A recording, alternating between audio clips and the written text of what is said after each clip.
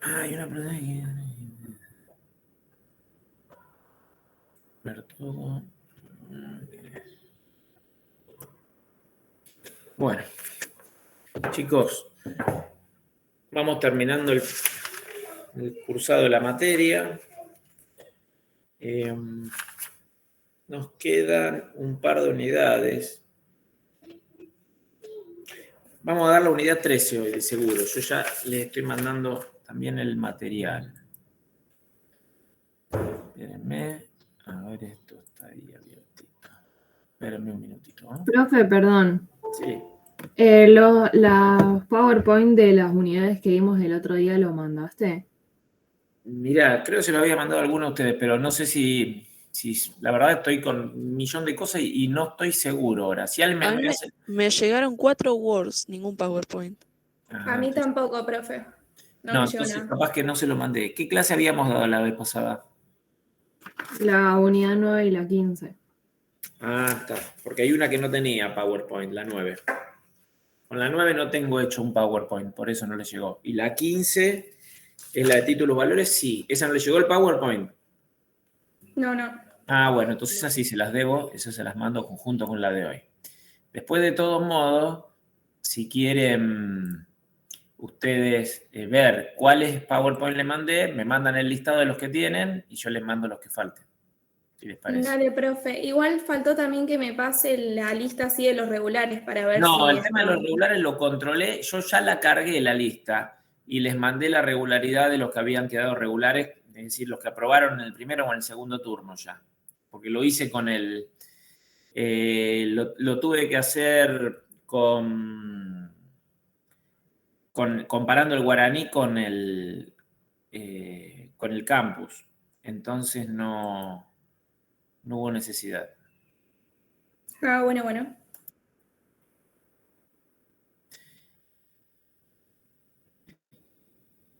Espérenme, admitir a todos. Ahí está. Bueno, ahora sí. Vamos a hacer una presentación. No está la presentación todavía, ¿no es cierto? No, todavía no. Bien.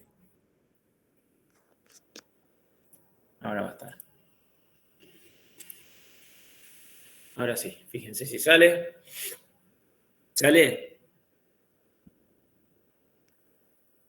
Sí. ¿Sí? Sí, profe. Sí. Bueno, estamos. Bueno, vamos a hablar de la unidad 13. ¿Sí? La unidad 13 es de seguros. Es, digamos, todo lo relativo al derecho del seguro. ¿Mm? Bueno, entonces, un poco acá, como para meternos en tema, todavía no voy a hablar de nada de lo que es estrictamente legal. Todo lo que, digamos, lo que ustedes tienen que ver, van a advertir que está contemplado en 3 leyes, fundamentalmente, pero para entender un poquito cómo es el tema del seguro y cómo se interpretan esas 3 leyes, lo mejor que hay es empezar con un ejemplo de la vida real. O sea, porque el tema del seguro es un tema muy práctico, ¿cierto? Bueno, y acá en esta filmina lo que yo les muestro es situaciones que podemos estar, digamos, que podemos tener, distintas contingencias de la persona que es propietaria de un vehículo, los riesgos a los cuales estamos sometidos todos con un vehículo, puede ser cualquier otro bien que tengamos en nuestra propiedad.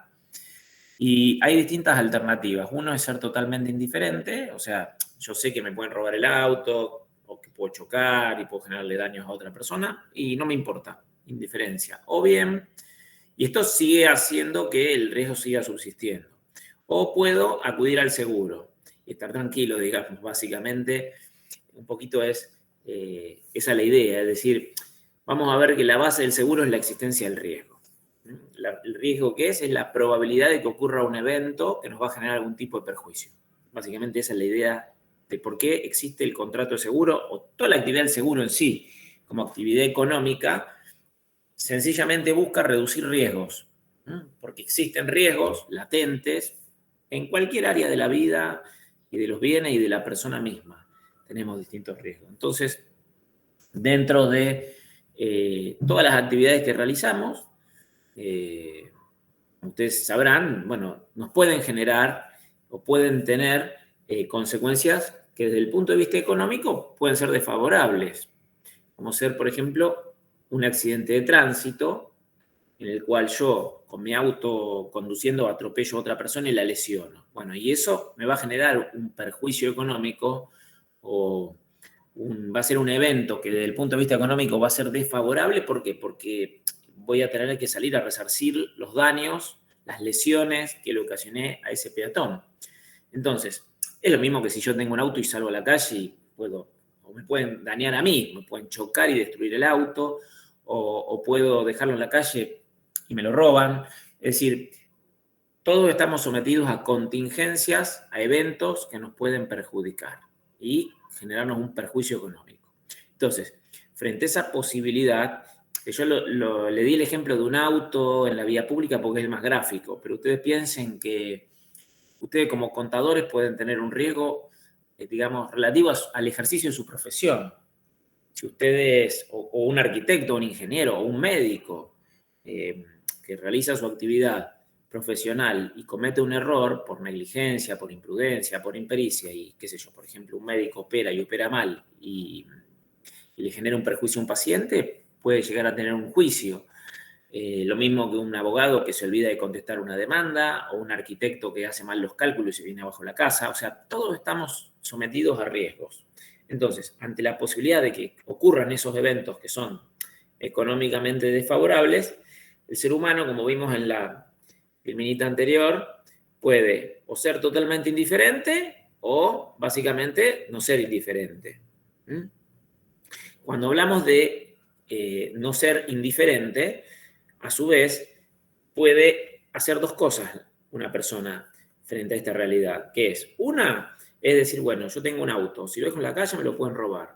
Entonces, pensar, ¿y qué hago? Bueno, yo lo voy a seguir dejando en la calle, pero por las dudas voy a ahorrar plata. Entonces voy a formar un fondo y si a mí me roban el auto, tengo la plata necesaria para salir a cubrir y comprarme otro auto. Es decir, una posible actitud de una persona frente a este evento es, por ejemplo, formar un fondo, reunir riqueza, teniendo en cuenta lo que yo voy a tener que, digamos, reparar en el futuro si llega a ocurrir ese evento desfavorable, y de esa riqueza, bueno, salir a cubrir los eventos, básicamente. Pasa que esto es, desde el punto de vista de las personas, en particular, es impracticable. Imagínense que yo no sé todas las contingencias que puedo tener en la vida. O sea, yo puedo decir, bueno, me pueden llegar a robar el auto, bueno, entonces yo sé que tengo que tener plata ahorrada para salir a comprarme un auto nuevo. Pero fíjense que hay miles de riesgos latentes que nos pueden ocurrir. Entonces sería imposible reunir, es imposible de calcular cuánto tengo que reunir. Si le sumamos la inflación, si le sumamos un montón de otros factores, hacen que sea totalmente imposible para una persona hacer esto. Entonces, el segundo procedimiento que existe frente a estas situaciones es no uno reunir la riqueza que necesita cuando se produzcan los eventos, sino hacer un pequeño sacrificio, un sacrificio cierto y parcial. Es decir, a ver, yo sé que me pueden robar el auto, entonces voy a acudir a otra persona que sea quien reúna el dinero, lo administre, y ahí ya entramos a hablar del seguro y de la empresa de seguro. Porque cuando uno acude a un seguro, lo que hace básicamente es, frente a este riesgo, decir, bueno, yo no puedo ahorrar la plata para salir a comprar el auto, porque no sé cuánto va a salir, no sé si además no tengo un accidente en el cual yo le daño el auto a otro, entonces también tendría que salir a indemnizarlo. Entonces, ¿qué hago? Bueno, puedo acudir a una empresa que se ocupa de la administración de estos riesgos y básicamente lo que yo hago es hacer un pequeño sacrificio y esa empresa o esa institución que se ocupa de administrar esos riesgos, básicamente lo que hace es recibir aportes de un montón de personas que están amenazadas por los mismos peligros. Es decir, ¿qué hacen las empresas de seguro? Y las empresas de seguro tienen seguro de robo. Pero uno solo paga el seguro de robo, no, hay miles y miles de personas que están todas amenazadas por el mismo riesgo de que le roben el auto en la calle. Entonces, cada uno de ellos hace un pequeño sacrificio, que es lo que ustedes pagan en el seguro, es la prima, el precio del seguro sería ese pequeño sacrificio que dice acá en esta filminita. Entonces, Ahora vamos a ver que la sumatoria de los aportes de todas esas personas sometidas a esos mismos riesgos conforman un fondo muy grande, que es de donde va a salir el dinero necesario para salir a justamente repararle los daños a las personas a las que se le haya concretado el riesgo, que se conoce como siniestro en la ley.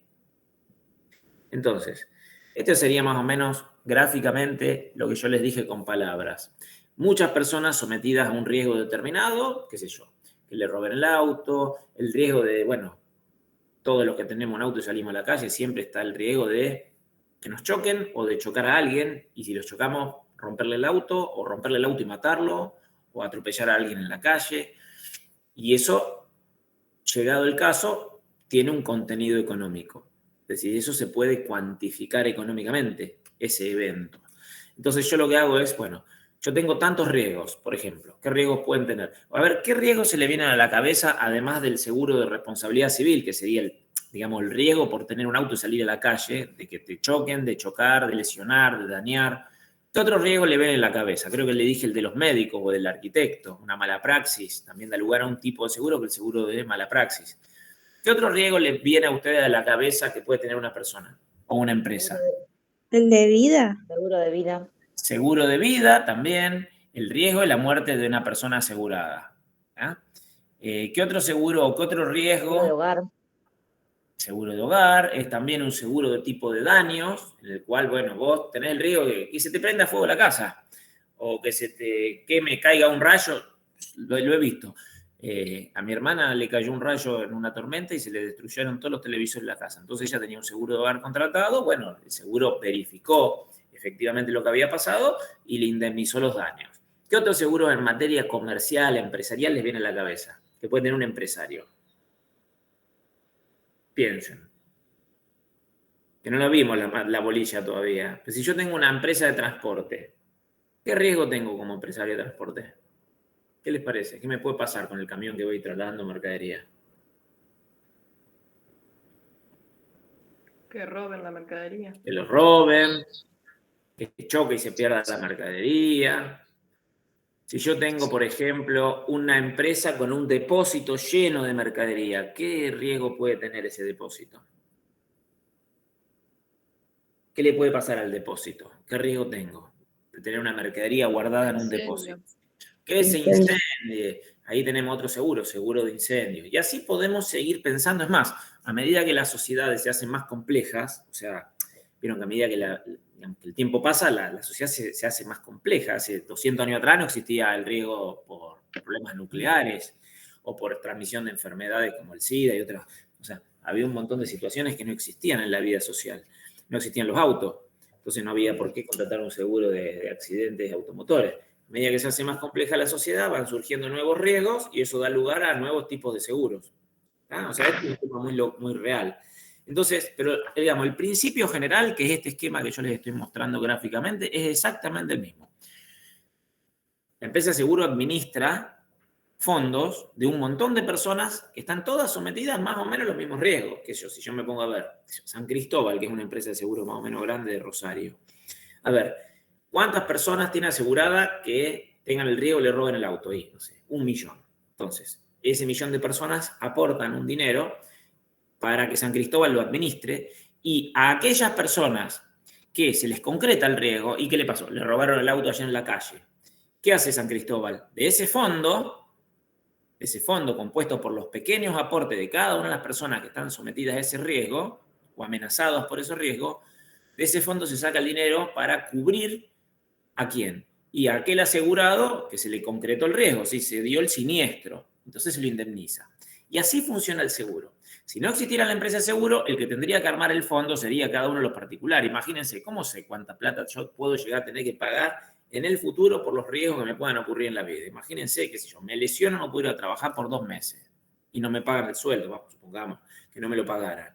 Si soy independiente, si soy en una empresa, las empresas contratan un seguro de accidente o de enfermedades, pero si yo soy profesional independiente y no tengo un seguro, ¿qué hago? Tengo que gastarme la plata ahorrada. Entonces, esto es algo muy lógico. Es decir, ahora vamos a ver cómo todo esto, que es un mecanismo económico, ¿para qué?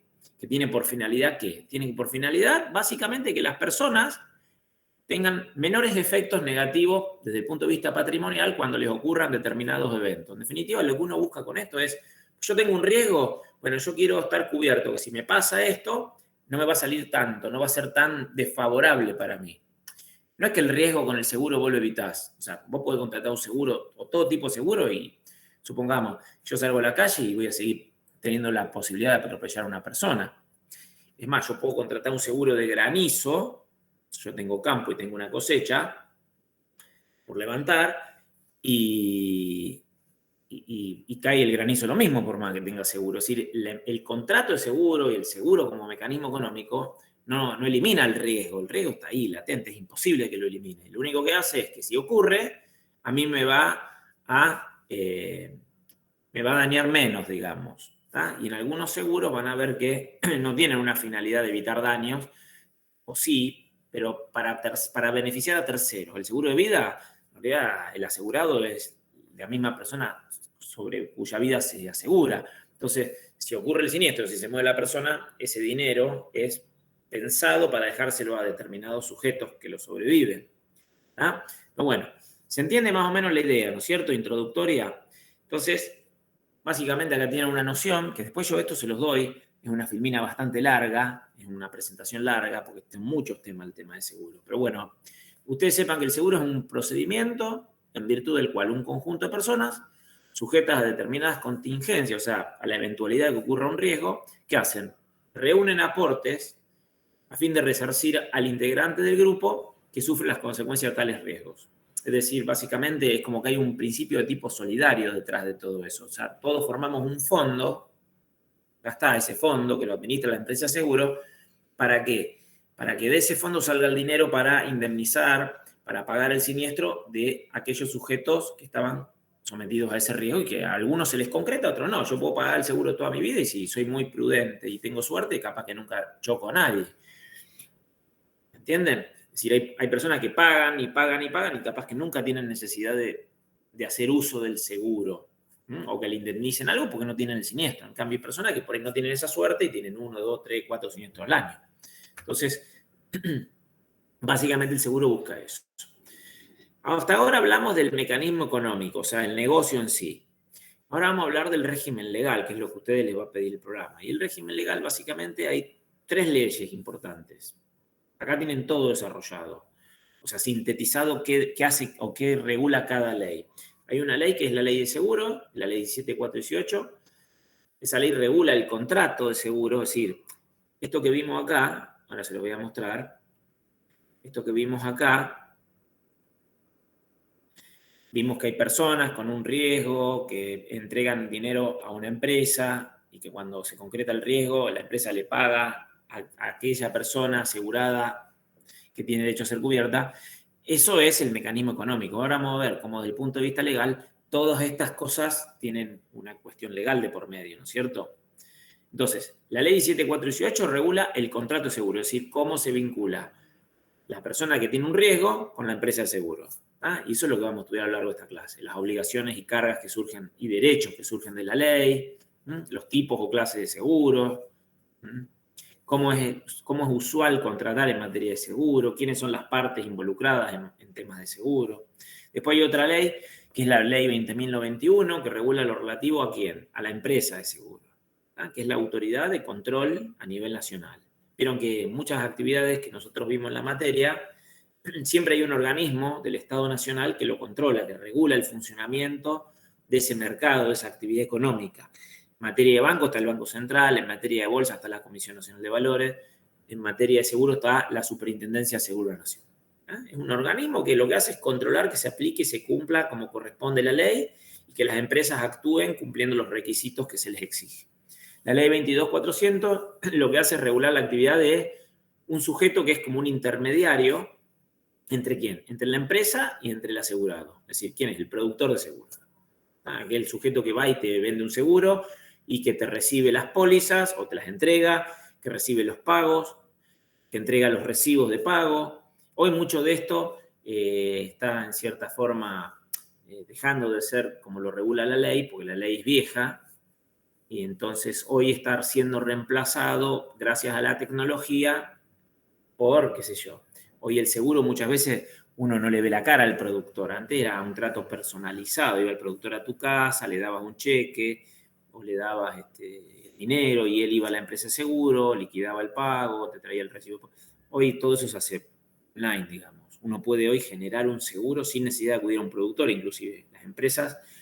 Hay empresas de seguro que funcionan totalmente digitales, es decir, todas a través de una aplicación del celular vos podés generar un seguro, lo único que tenés que hacer quizás es llevar el auto a algún lugar donde lo controlen, que lo que vos decís es real, que el auto no está ya chocado de antes de contratar el seguro y una serie de cuestiones, pero en definitiva, esto de los productores de seguro, hoy con la tecnología, se va superando y bueno, y cada vez las empresas tratan de llegar a los clientes sin tener que depender de un intermediario que les cobre una comisión.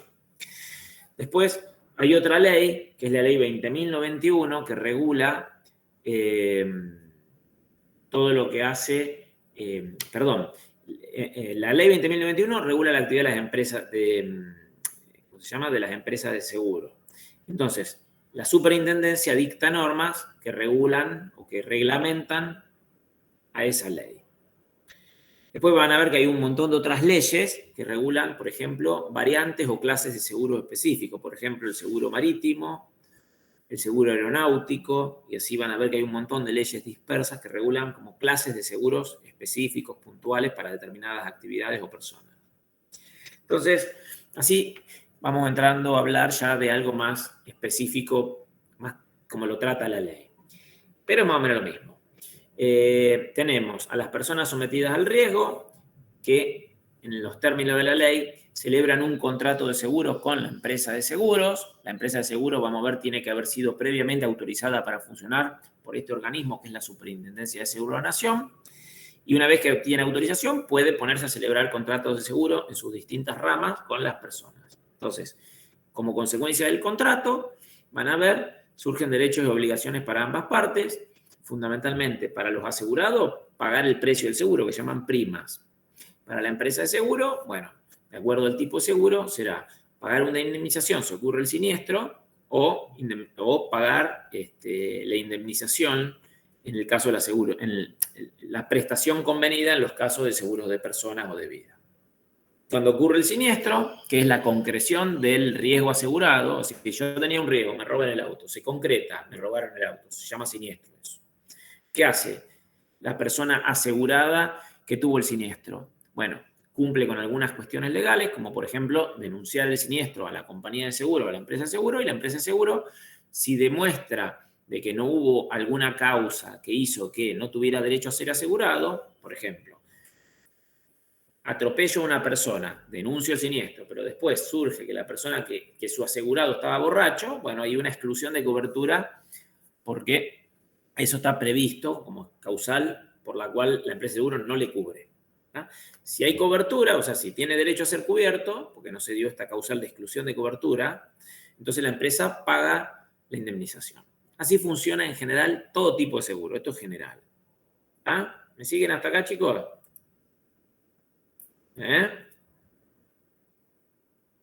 Sí, profe. Sí, Sí. profe. Sí. Bueno. Entonces, acá está. Esto era lo que les quería mostrar. Esa primera partecita, les decía, cómo se vincula el asegurado con la empresa de seguro. Bueno, eso está regulado en la Ley de Contrato de Seguro 17418. La empresa de seguro, que es la que administra los fondos, configura, conforma, crea ese fondo, es la sumatoria de los aportes de todas las personas aseguradas, está regulada por la Ley 20.091, y acá le puse, esto después lo van a ir viendo, algunas de las empresas que existen en el mercado. Entonces vamos a hablar de la empresa de seguros. La empresa de seguros sería uno de los protagonistas del tema este, que es el asegurador. ¿Ah? La empresa de seguro, van a ver que la ley 20.091 exige que sea una entidad que esté constituida de conformidad con lo que prevé esa ley, bajo pena de nulidad. ¿Qué quiere decir esto? Que no cualquiera puede celebrar contratos de seguros válidamente y actuar en el mercado de seguros. O sea, yo no puedo hacer eso. Para lograr eso, ¿qué tengo que hacer? Y para lograr eso, tengo que pedirle una autorización al Estado Nacional. ¿Ah?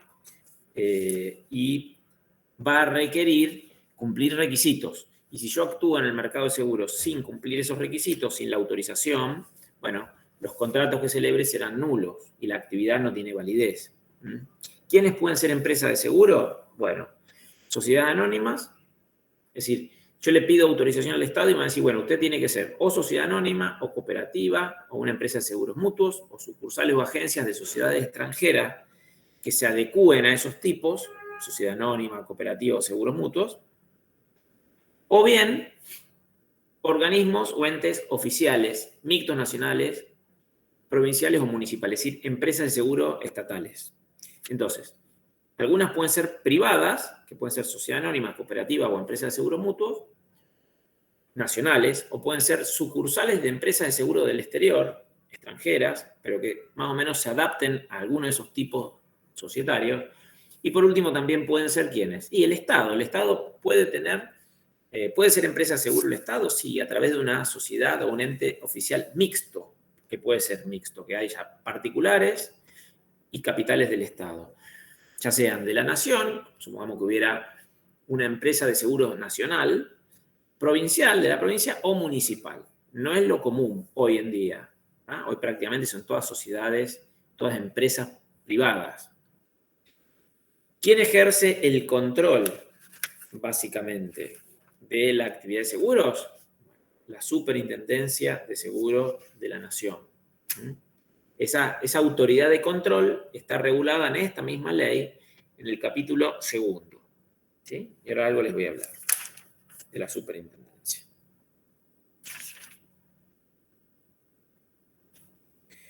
Bien, entonces, ¿cuáles son los requisitos para ser empresa de seguro? Que no está en la filmina, se lo voy a decir de la ley. Ustedes anoten.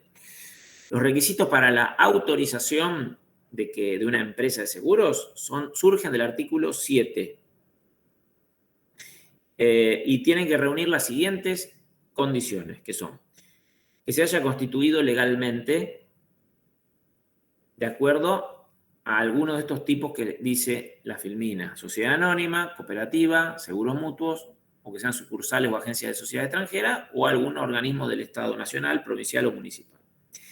Segundo, que tengan un objeto exclusivo, es decir, ¿cuál es el objeto exclusivo que tienen que tener? Efectuar operaciones de seguros.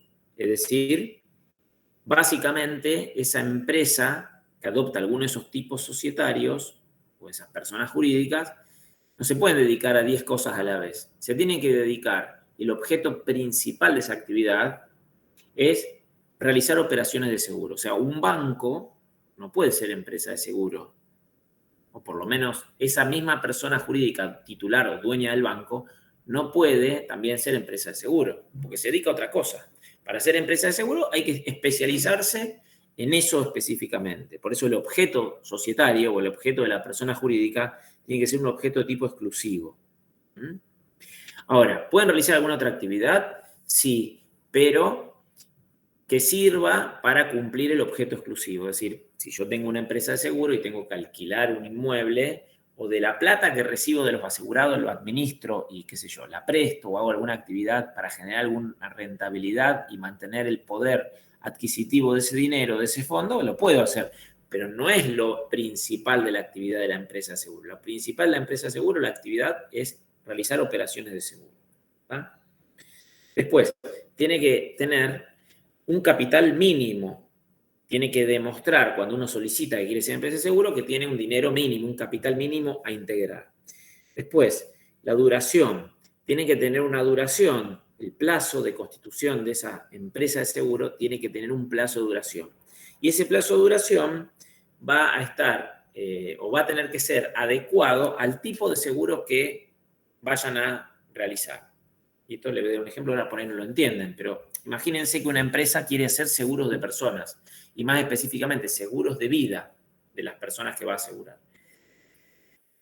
esa empresa no puede tener un plazo de duración muy corto el contrato. ¿Por qué? Porque imagínense que hoy aseguramos a una persona de 25 años y, bueno, esa persona, la proyección de vida es de 75, 80, 85 años. Entonces, si yo hago un contrato de seguro por 10 años, o si la empresa se constituye con un plazo de 10 años, en definitiva, en 10 años ese contrato queda sin efecto. Entonces, para que pueda una empresa, por ejemplo, celebrar contratos de seguro de personas, de vida, tiene que tener plazos largos, muy extensos. Ahora, si la empresa se quisiera dedicar a seguros distintos, como ser seguro de responsabilidad civil, que se renuevan anualmente o semestralmente, y perfectamente puedo poner un plazo de 10 años. Total, yo todos los años renuevo los contratos y si yo dentro de 10 años digo, bueno, se extingue esta empresa, va a desaparecer del mercado y bueno, se les avisará a los clientes que no van a tener más seguro dentro de un año y se terminó. No habría inconveniente. Después se les exige que tengan planes en cuanto a cómo van a administrar los fondos, en qué los van a invertir, cómo van a lograr que esa plata que entra en pesos no pierda el poder adquisitivo. Entonces, qué sé yo, si yo tengo que cubrir un accidente en el cual hay daños materiales de un auto importado y dentro de 6 meses los repuestos de ese auto valen el triple, bueno, la plata que yo tengo todos los meses la tengo que invertir en algo que yo dentro de 3 meses pueda salir a comprar esos repuestos, porque si no, no me va a alcanzar. Entonces, eso se lo tengo que mostrar al Estado antes que me autorice. ¿Cómo voy a invertir la plata? ¿Qué voy a hacer? ¿Cómo voy a trabajar? Planes. Y por último, el último requisito que surge del artículo 7º es que sea conveniente para el mercado que exista esa nueva empresa de seguro. Es decir, cuando yo le voy a pedir al Estado autorizarme a ser empresa de seguro, va a verificar que se hayan cumplido todas las otras condiciones y por último va a analizar si es conveniente para el Estado Nacional que exista esa otra empresa de seguros. Es decir, esto es totalmente discrecional de la autoridad que controla y autoriza el funcionamiento del mercado de los seguros. Pueden decirte, no es conveniente hoy para el mercado que vos estés operando. ¿Por qué? Porque no es conveniente, porque ya hay muchas empresas de seguro y no queremos más. O que diga sí es conveniente. Entonces, ese es el último recaudo, que bueno, en ese último caso, si a vos te deniegan la autorización para operar en el mercado de seguros porque no es conveniente según la superintendencia, en ese caso lo único que vos podés hacer es interponer un recurso ante el Poder Ejecutivo Nacional, ante el presidente, básicamente. Y si decide o confirma lo que dijo la autoridad de aplicación, no hay posibilidades de ir a la justicia, ya está, se terminó ahí. Por los otros supuestos, cabe la posibilidad de iniciar un recurso judicial, que supongamos que vos no pudiste completar los planes que vos pusiste no le parecieron adecuados, bueno, vos podés ir a la justicia y la justicia determinará si está bien, son o no son adecuados. ¿Ah? ¿Se entiende hasta acá, chicos? Estos son los requisitos para que una empresa de seguro pueda trabajar como efectuando seguros. ¿Sí? Todas las empresas que ustedes conocen, San Cristóbal, La Segunda, Allianz, Federación Patronal, todas las empresas que hay en el mercado dando vuelta, todas esas empresas tuvieron que cumplir estos requisitos para poder dedicarse a los seguros. ¿Ah? Bueno, vamos a hablar ahora de la otra parte, del contrato de seguro. El contrato de seguro es el que se da entre, o el que se celebra entre el tomador del seguro, quien va a ser el asegurado, y la empresa de seguro. Muchas veces se llega a este contrato con intervención del productor de seguros, que es como un intermediario entre las dos partes, pero no necesariamente. Ahora bien, ¿cuáles son cómo está definido en la ley y cuáles son los caracteres del contrato? Esto también es Ley 17.418. Esto está todo en la Ley 17.418. Bueno, la definición surge del artículo 1, que es una definición así bien, una definición muy amplia, que permite abarcar todas las clases de seguro que existen, tanto en la ley como algunas que se van creando en otras leyes distintas a esta 17.418, como las que se pudieran crear en un futuro también. Es muy amplio la definición. ¿Cuándo hay contrato de seguro? Hay contrato de seguro cuando una de las partes que se llama asegurador o empresa de seguro se obliga mediante una prima o cotización, es decir, a cambio de una prima o cotización, la empresa de seguro se obliga a resarcir, a reparar un daño o cumplir una prestación convenida si ocurre un evento previsto, si ocurre el evento previsto en el contrato. Es decir, esto es lo que yo les decía. Personas que tienen un riesgo, que le roben el auto. Ese es el evento previsto en el contrato. Si ocurre ese evento, si efectivamente le roban el auto, la empresa de seguro se obliga a reparar el daño, a resarcir el daño. Y si era un seguro de vida, se obliga a pagar una prestación convenida de antemano. Así básicamente es la definición del contrato y aplicable a cualquier tipo o clase de seguro. ¿Cuáles son los caracteres del contrato de seguro? A ver, si vieron o repasaron, ustedes ya vieron el tema de los contratos y de la clasificación general de los contratos. A ver, estos serían los caracteres generales. Si nosotros vamos al Código Civil y vemos la clasificación, vamos a ir ubicando este contrato en alguno de sus caracteres. ¿Y cuáles son los caracteres? Es un contrato consensual, es un contrato que se perfecciona por el mero acuerdo de las partes, es decir, del asegurado o del tomador del seguro y del empresario de seguro. Es un contrato oneroso porque las dos partes del contrato persiguen algún tipo de beneficio económico. O sea, el que toma el seguro busca, cubrirse de los riesgos o por lo menos tratar de que los riesgos le afecten menos desde el punto de vista económico. ¿Está? Y el asegurador, obviamente, cobra una suma de dinero, un precio, por asegurar ese riesgo, y desde ya que vamos a ver cómo se desdobla la prima para la empresa de seguro, pero una partecita es ganancia, desde ya lo sabrán. Después es un contrato bilateral. ¿Tá? ¿Qué quiere decir? Que es un contrato que genera obligaciones para las dos partes, a pesar de que la obligación que tiene la empresa de seguro siempre está condicionada a que ocurra un evento incierto. Es decir, yo aseguro un riesgo, si se concreta el riesgo, o sea, se cumple el riesgo, ahí recién vos le podés exigir a la empresa de seguro que te indemnice.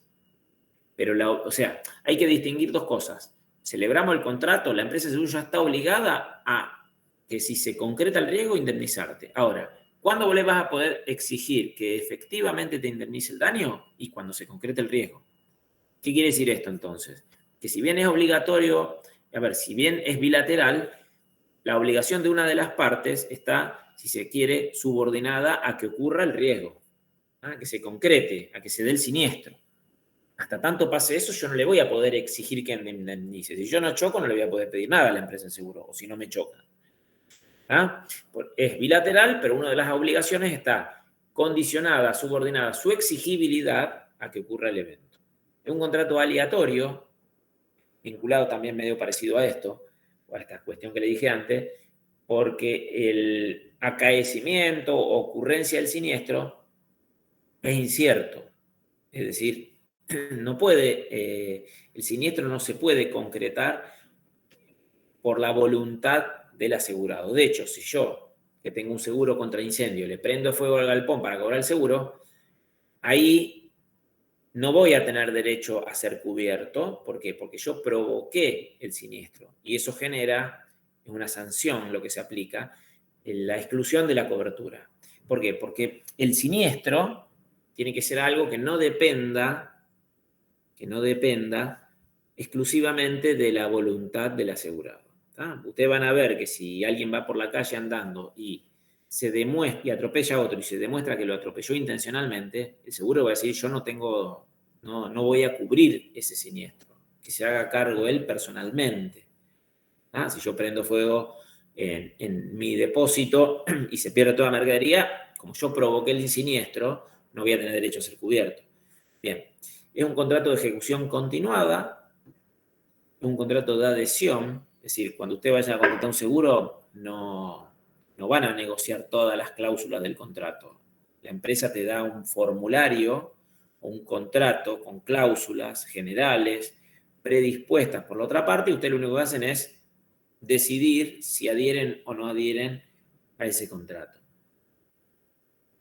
Y es un contrato que es no formal en cuanto a su existencia, pero para poder probar determinadas cuestiones, siempre va a hacer falta la póliza. en algunos casos. O sea, se puede probar por muchos otros medios, pero generalmente el documento por excelencia, que aunque todavía no haya emitido, no quiere decir que no exista el contrato, pero una vez que se emite, todo se va a probar por la póliza. La póliza es el documento central, como un documento importante. Ahora, el contrato es no formal, ¿por qué? Porque yo puedo contratar un seguro por teléfono, la póliza me llega dentro de una semana y al día siguiente tengo un accidente. Y me dicen, no está la póliza, no podemos probar el contrato. No, el contrato se puede probar, pero obviamente va a ser más difícil porque hasta que no llegue la póliza es un poquito más difícil, pero se puede probar. Que si me mandaron un correo electrónico diciendo que contratábamos, o un recibo de pago, o una prima, o un certificado de cobertura. Bueno, todos esos elementos sumados pueden lograr que una persona demuestre que existió el contrato, a pesar de que todavía no se emitió, porque a veces la póliza tarda unos días en llegarte a tu casa, o te la mandan por correo. ¿Está? Bueno, esos son los caracteres. Entonces, hablando de la póliza, que es el documento probatorio más importante del contrato, la póliza es un documento que está regulado en la ley 17418, en el artículo 11, que determina justamente eso, que una vez que se emite la póliza, el contrato se va a aprobar totalmente por lo que diga la póliza. O sea, eso es muy importante que ustedes lo tengan en cuenta. O sea, mientras no esté la póliza, y yo voy a tener que ir tratando de demostrar que existió el contrato. Ahora, una vez que la empresa de seguro emitió y me entregó la póliza, todo lo que haya que discutir vinculado al contrato, a ver cuánto tenía que pagar, qué cosas tenía derecho a ser indemnizado. Por ejemplo, imagínense que uno tiene un seguro de responsabilidad civil y además tiene algunos daños que puede tener el vehículo y, por ejemplo, está granizo, la piedra que caiga. Entonces, si en la póliza dice que la piedra para que sea indemnizada tiene que ser total, la destrucción del vehículo, y bueno, hay que ver qué dice la póliza. Entonces, todas esas cuestiones se especifican en la póliza. Entonces, cuando cae el granizo y yo voy a discutir, no, mirá, me hizo 10 bollos, pero no es destrucción total del auto. El auto yo puedo seguir andando, de hecho. Pero sí, está todo abollado, está feo, bueno. Entonces habrá que consultar la póliza y verificar qué dice la póliza en ese tema. Y la póliza puede decir que es granizo, entonces cualquier granizo es indemnizado, o decir, no, se indemniza granizo si hay destrucción total, que en realidad no se usa más eso. Pero bueno, o sea, hoy cualquier granizo es cubierto, si vos si lo tenías incorporado en la póliza. Entonces, un poco las condiciones de la póliza son las que determinan a qué tenés derecho y a qué tiene derecho la empresa de seguro exigirte a vos.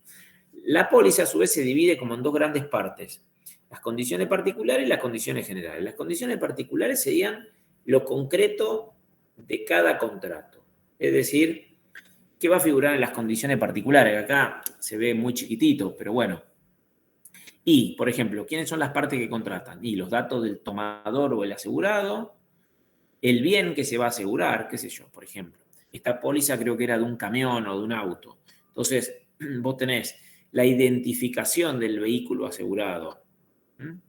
Después, ¿qué otras coberturas tenés? Y bueno, vos tenés responsabilidad civil, que te va a cubrir de los reclamos de tercero. Entonces, si los reclamos te puede hacer una persona que vos la podés atropellar o que le podés con tu auto generar un daño en sus bienes. Pero también podés tener otras coberturas más, que yo, granizo, robo, incendio, qué sé yo, robo neumático, y así podemos seguir incorporando cosas. Cada seguro tendrá distintas coberturas. ¿Eso dónde está contenido? En las condiciones particulares. Si vos querés saber a qué tenés derecho, básicamente tenés que ir a las condiciones particulares. También las condiciones particulares dicen cuánto pagás, es decir, cuál es el precio de ese seguro. Después tenemos las condiciones generales. ¿Qué son las condiciones generales? Las condiciones generales sería la letra chica, básicamente. Fundamentalmente, que es muy importante verlas, dice que genera la exclusión de cobertura. Es decir, en las condiciones particulares te dice, bueno, vos tenés derecho a granizo. Pero en las condiciones generales te puede decir, bueno, solamente cubrimos el granizo si se da tal situación o si se destruye tanto del auto. Entonces vos tenés que interpretar las condiciones particulares con las generales para darte cuenta si, o por ejemplo, vos tenés derecho por las condiciones particulares a ser indemnizado si un tercero inicia un reclamo por los daños que le ocasionaste porque lo atropellaste. Bien, pero si en las condiciones generales dice que la empresa de seguro no cubre ese tipo de casos, si vos estabas alcoholizado, entonces la empresa de seguro va a decir, sí, en principio tenías derecho, pero como estabas alcoholizado, porque cuando vos lo atropellaste se te hizo la alcoholemia y te figuró que tenías alcohol en sangre en tal graduación prohibida, bueno, la empresa de seguro dice, no cubro ese accidente. ¿Tá? Entonces ustedes cuando vean la póliza tienen que interpretar las dos cosas. Las condiciones particulares, que es lo concreto de cada caso, pero ver también las condiciones generales para ver cuáles son las exclusiones. Las condiciones generales son, como lo dice su nombre, generales, aplicables a todos los seguros de la misma categoría, es decir, todos los seguros de robo, todos los seguros de responsabilidad civil, todos los seguros de incendio, todos los seguros de granizo, tienen las mismas condiciones generales. ¿Tá? Y estas condiciones generales, para que puedan ser ofrecidas, negociadas en un contrato particular, tienen que haber sido previamente autorizadas por la autoridad de aplicación. Es decir, la autoridad de aplicación teóricamente como que controla que las empresas de seguro, controla las cláusulas que las empresas de seguro meten en las condiciones generales. Controla para evitar que haya abusos. ¿Tá? Bueno, entonces, hablamos de la definición del contrato de seguro, vimos qué es lo que regula básicamente los derechos y obligaciones del asegurado y de la empresa de seguro, vimos cuáles son los caracteres del contrato y ahora vamos a ver cuáles son los elementos específicos o característicos del contrato de seguro. Acá estamos hablando de algo muy puntual. Esto se pregunta mucho en los exámenes. ¿Cuáles son esos elementos específicos que tienen que estar teóricamente presentes en cualquier contrato de seguro, de cualquier rama de contratos de seguro que existan? Es decir, ya sea un seguro de daño, de robo, de accidentes de persona, de incendio, de granizo, de mortandad animal, el que ustedes quieran, la clase que quieran de seguro, siempre tienen que estar presentes estos tres elementos que surgen de la ley y que son muy importantes porque si alguno de esos elementos falla, no hay contrato de seguro válido. ¿Cuáles son los tres elementos? Bueno, el más importante es el riesgo. Es más, si ustedes vuelven atrás, hace un ratito, a la explicación que yo les di del seguro en sí, le dije que el seguro existe, o la razón de hacer del seguro es que nosotros en la sociedad y en nuestra vida tenemos riesgos que pueden ocurrir o no, o sea, pueden concretarse o no. Ahora bien, si no existiera ningún riesgo, no haría falta contratar un seguro. Imagínense, si yo supiera que el auto yo lo dejo en la calle abierto, que nadie me lo va a robar, ¿para qué voy a gastar plata en un seguro? O sea, es una cuestión muy lógica que no tendría razón de ser ni la existencia del contrato en sí. Entonces, el riesgo es un elemento que tiene que estar presente. Es decir, esto es como lo ven ustedes en lo concreto, y si yo contrato un seguro y se demuestra que cuando yo contraté el seguro la cosa ya había desaparecido, la cosa ya estaba dañada, supongamos que la empresa no controlara efectivamente el auto que yo voy a asegurar, yo ya lo tenía chocado, entonces yo contrato un seguro y después que lo contraté a la semana, con el auto yo ya lo había chocado antes de contratar el seguro, voy y pido que me indemnicen los daños de ese choque, engañando a la empresa, diciendo que en realidad el accidente fue posterior. Bueno, ahí, si se demuestra que el auto estaba chocado de antes, ahí la empresa va a decir este contrato de seguro no era válido. ¿Por qué? Porque al momento de celebrarlo no había riesgo, porque ya se había concretado lo que yo quería cubrirme. Entonces no hay riesgo. Por eso hay que entender qué es el riesgo. Y el riesgo es básicamente una eventualidad que está prevista en el contrato. Es la posibilidad de que ocurra un evento que a mí me genere un daño. Y eso se llama siniestro. ¿Sí? Eso tiene que estar previsto en el contrato. En las condiciones particulares van a ver que una partecita dice riesgos cubiertos. Entonces vos ves cuáles son los riesgos que a vos te van a cubrir con ese contrato seguro. Que te roben el auto, que se incendie, que le caiga piedra, que vos atropelles a otra persona y le genere un daño. Esos son los riesgos que se cubren en la mayoría de los contratos. ¿Tá? Y eso tiene que estar delimitado en la póliza en las condiciones particulares. ¿Tá? Bueno, la ley, esto lo regula Tiene que existir al momento, el riesgo tiene que ser un riesgo que exista, que no se haya concretado previamente al siniestro. El artículo 3 de la ley dice que el contrato de seguro es nulo si al tiempo de su celebración el siniestro ya se hubiera producido o hubiera desaparecido la posibilidad de que se produjera. ¿Ah? Es decir, si yo contrato un seguro y el riesgo que yo cubrí ya se había producido, ya no hay más riesgo, ya ocurrió. Pero ocurrió antes de contratar, con lo cual no tiene validez ese contrato. Si desapareció la posibilidad de que ocurra en el futuro, vamos a suponer, no sé, yo contrato un seguro de mala praxis y resulta que yo una semana antes de, una semana antes de contratarlo, yo ya me jubilé y no puedo trabajar más de eso y ya no hay más riesgo de que tenga una mala praxis, aunque en realidad eso es discutible porque podrían reclamarme por cosas anteriores. Pero bueno, supongamos que tuviera previsto que solamente lo que va para el futuro, bueno, ahí también ya desapareció la probabilidad del riesgo. ¿Ah? Entonces, el riesgo es un elemento fundamental. Es la probabilidad de que ocurra un evento futuro que a mí me genere un perjuicio económico. ¿Ah? Y es nulo el contrato si al momento de celebrarlo no existía ya ese riesgo o no había posibilidad de que ocurra. El otro elemento es el interés asegurable. ¿Qué es el interés asegurable? Esto surge del artículo 2 de la ley. Y básicamente el artículo 2 dice que el contrato de seguro puede tener por objeto toda clase de riesgo si existe interés asegurable. ¿Y qué es el interés asegurable? Bueno, es la relación de hecho o de derecho que une a una persona con un bien. ¿Sí? Ese es el interés asegurable.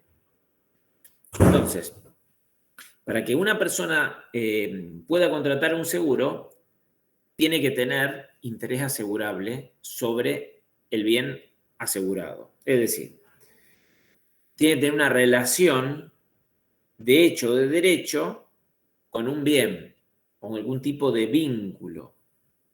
Una relación que tiene que ser lícita. Por ejemplo, si yo voy a contratar un seguro de robo, bueno, la cosa que yo aseguro, sobre la cual puede ocurrir el riesgo, que es que me roben el auto tiene que ser mío, o por lo menos lo tengo que tener lícitamente yo.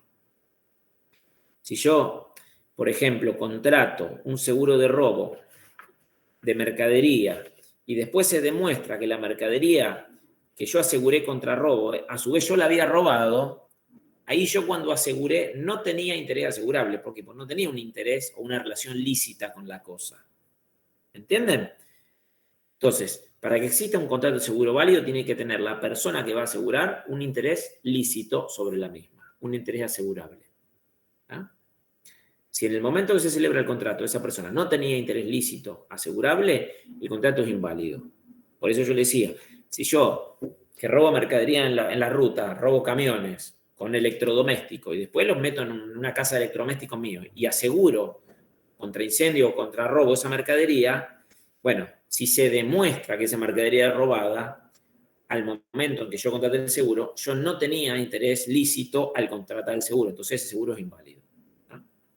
¿Me siguen, chicos? ¿Se entiende? Sí, sí. Sí, profe.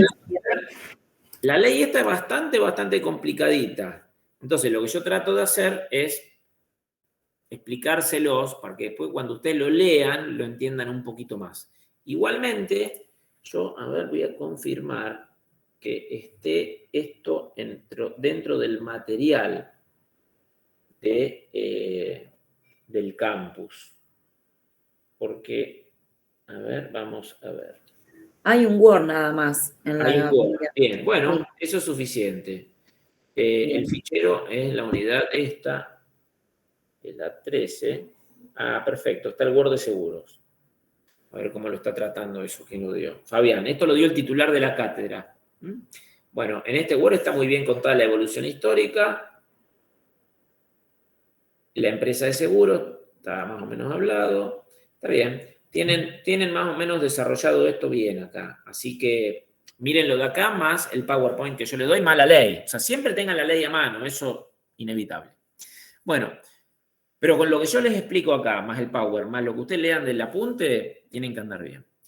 Tercer elemento que tiene que existir siempre, o que existe siempre en los contratos de seguro, es la prima. ¿Y qué es la prima? La prima es el precio del seguro, básicamente. Es decir, es lo que la empresa de seguro te cobra por cubrirte los riesgos que vos pretendés asegurar. ¿Tá? Entonces, la prima es el precio del seguro. Es la remuneración del asegurador por las obligaciones que asume. ¿Cuáles son las obligaciones que asume? Surgen del artículo 1. Indemnizar los daños o pagar una prestación convenida. Eso vamos a ver que tiene que ver con el tipo de seguro. Se indemnizan daños los seguros de daños patrimoniales, se pagan prestaciones convenidas en los seguros de personas, porque vamos a ver que no tienen una finalidad de indemnización, sino previsional. Pero bueno, básicamente esas son las obligaciones que asume la empresa de seguro. ¿A cambio de qué? De una prima. Vos le pagás un precio, con ese precio, ¿qué hace la empresa de seguro? Si volvemos al grafiquito, al dibujito que les había armado al principio, arma el fondo. ¿Ah? De lo que te cobran a vos, que es el sacrificio que vos hacés para tener cubiertos esos riesgos, la empresa forma un fondo, ese fondo de primas. Parte de esos fondos son ganancias de la empresa, el resto es el dinero necesario para poder hacer ¿qué cosa? Indemnizar los daños, pagar las prestaciones convenidas de los siniestros que se vayan concretando. Ustedes imagínense que la actividad de seguro es una actividad sumamente técnica, sumamente compleja, que acude a la estadística permanentemente y a la ley de los grandes números. Quiere decir que las empresas de seguro y la actividad de la empresa seguramente solamente es viable con una empresa muy técnica y muy profesional que sepa administrar adecuadamente los riesgos, que sepa administrar adecuadamente el dinero y que sepa hacer una proyección estadística de cuántos siniestros va a tener a futuro. ¿Por qué? Porque si le erra con ese cálculo y cobra mal o cobra de menos prima, quizás no le alcanza con esos fondos a cubrir los siniestros. A ver si se imaginan. Si una empresa de seguro no hace bien una proyección estadística, que puede fallar también, ¿no es cierto? Porque puede darse un episodio extraordinario que haga que se concreten más riesgos de los que ellos tenían proyectado. Pues imagínense, yo supongo que voy a tener, no sé, tengo 10 millones de póliza y voy a tener 2 millones de accidentes. Entonces, 2 millones de accidentes sin lesionados. Promedio cada uno me sale 500.000 pesos. Entonces yo hago el cálculo. Bueno, 500.000 por tanto siniestro, mínimamente yo, según la estadística, tendría que juntar tanta plata. Entonces eso lo divido por la cantidad de asegurados y eso más o menos me da lo que le tengo que pedir como mínimo a ellos. A eso sumale, ¿qué cosa? Y la ganancia de la empresa, los gastos administrativos, los impuestos, todo eso. Entonces, en definitiva, vamos a ver que la prima es el precio del seguro. Es muy importante el cálculo de la prima, porque si calculan mal la prima las empresas de seguro, calculan de menos, fundamentalmente el riesgo está en calcular de menos, calcular de más de última no afecta, pero calcular de menos es muy peligroso porque puede ser que no pueda hacer frente a los accidentes o a los siniestros, básicamente. ¿Me entienden? Si no conforman bien el fondo de primas, ¿de dónde sale la plata para indemnizar a los asegurados que tuvieron el siniestro? Entonces, por eso es tan importante el cálculo de la prima. Y la ley es muy severa con, por ejemplo, cuestiones que afectan eso. ¿Qué situación va a regular la ley? Y la ley va a tratar de que todos paguen la prima en tiempo y forma. Entonces, ¿qué va a decir la ley? La ley va a decir, ojo, si vos no pagás la prima en tiempo y forma, te suspendo la cobertura inmediatamente. Por eso, cuando uno tiene un accidente, lo primero, con otra persona supongamos te choca una persona a vos, lo primero que uno le pide es el seguro. Pero no el papelito de la póliza. Lo primero que uno averigua es si esa persona, al día del accidente, había pagado la prima, estaba al día, es decir, si tenía cobertura. Porque si no pagó la prima y eso impactó en la empresa, no tiene cobertura. Es decir, por más que vos tengas razón, la empresa va a decir, yo no lo pago el siniestro, porque no estaba al día. Y la ley prevé muy claramente la suspensión automática de la cobertura por falta de pago de la prima. Eso tiene que ver con que la prima es importantísima. Entonces, ¿la ley qué hace?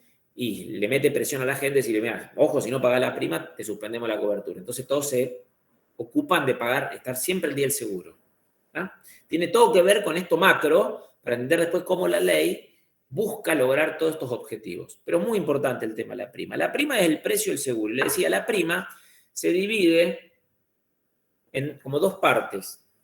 una prima que se llama prima neta o matemática, que es, responde a esto que les dije yo, a la hipótesis estadística y financiera.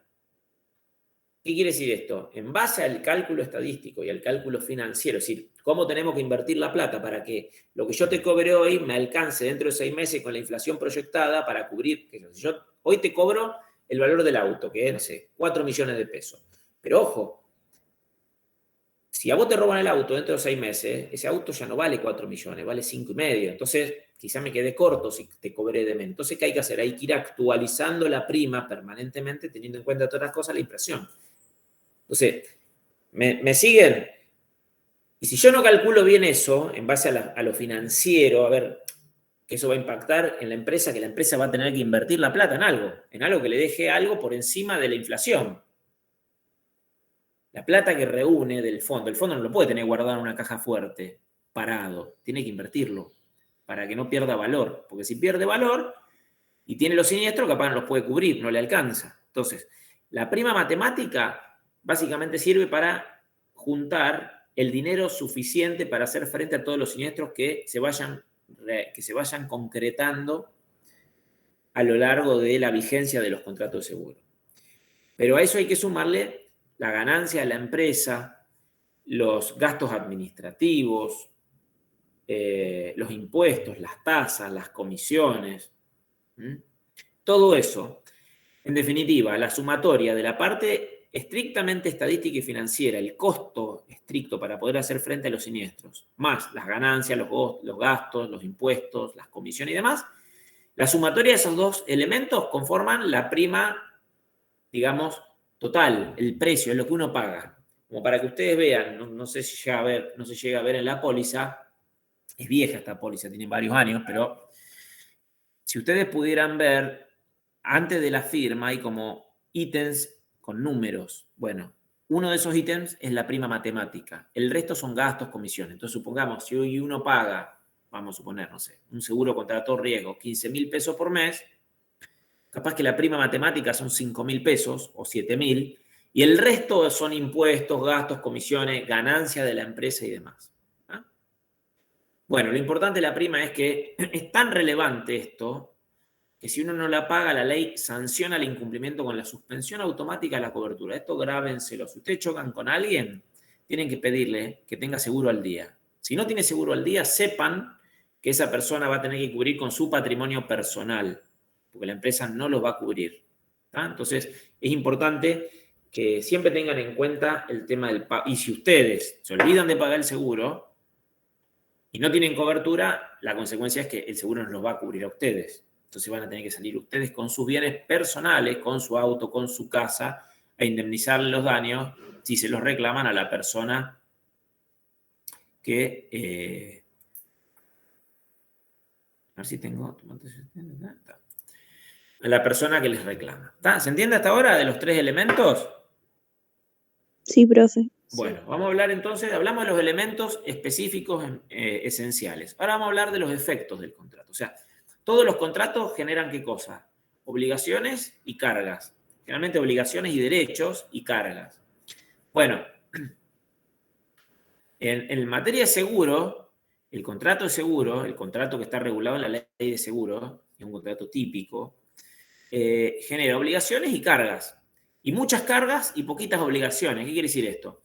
Bueno, que y hay que entender la diferencia entre obligación y carga para que ustedes entiendan esto, porque no es lo mismo incumplir una obligación que incumplir una carga. Una obligación, básicamente, es algo que ustedes ya lo vieron en privado. ¿Cuál es la obligación? ¿Qué quiere decir una obligación? Es cuando uno dice que tiene una obligación, dice que tiene, básicamente, ¿qué tiene? ¿Qué es una obligación?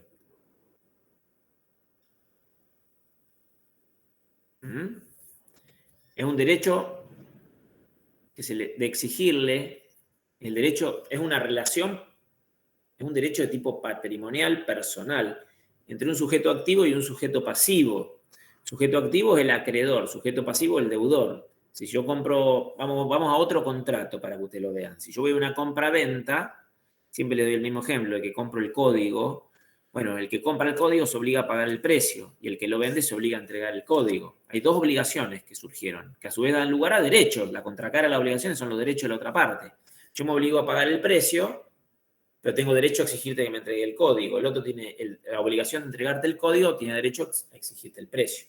En materia de carga, en cambio, la carga es un deber, un imperativo que la ley exige a una persona en su propio interés. ¿Qué quiere decir esto? La ley me exige, vos tenés que cumplir una carga, tenés que hacer tal cosa o no hacer tal cosa o aportar tal información. Ojo, si no lo haces, no hay una persona que te va a exigir que lo hagas. Inclusive va a ir a la justicia a exigirte que lo hagas. Si vos no cumplís con la carga, la sanción impuesta por la ley es la pérdida de un beneficio. En la obligación tenés pérdida de beneficio más algún tipo de sanción, más además que la otra parte te puede exigir que lo cumplas. Si yo no entrego la cosa y el otro ya me pagó el precio, lo que me va a exigir es entregame la cosa y si no me entrega la cosa me tenés que devolver la plata y indemnizar los daños. Me lo puede exigir. En la carga es la ley la que me impone que tengo que hacer algo y si yo no lo hago, lo único que tengo es una sanción. O sea, lo único que hago es perder un beneficio. Ejemplo, si yo en el contrato de seguro, en cualquiera, no denuncio el siniestro dentro de las 72 horas o 3 días, no tengo derecho a ser cubierto. Esa es una carga. ¿Y qué pasa si yo no denuncio el siniestro? ¿Alguien me va a exigir que denuncie el siniestro? No. Lo único que pasa es que como sanción perdés el beneficio.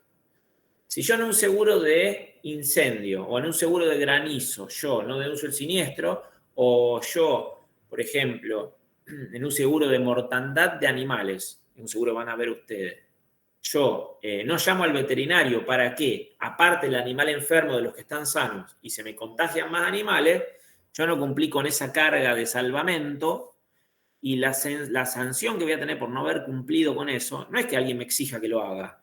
Voy a perder un beneficio, no voy a tener derecho a ser cubierto. ¿Se dan cuenta la diferencia entre obligaciones y cargas? Obligación es un derecho de tipo personal que genera una relación entre dos partes, un sujeto activo acreedor y un sujeto pasivo deudor. El sujeto activo le puede exigir al sujeto pasivo que cumpla con la prestación que tiene que cumplir. Dar algo, hacer algo o no hacer algo. En cambio, en la carga hay solamente un sujeto pasivo que tiene el imperativo, el deber de cumplir con esa carga, y si no cumple, la ley dice, vos no cumplís la carga, perdés un beneficio. Esa es tu sanción. Entonces vamos a ver que la ley de seguro tiene obligaciones y cargas. Obligaciones son las que están acá. Cargas van a ver que hay un montonazo, dispersas por toda la ley 17.418.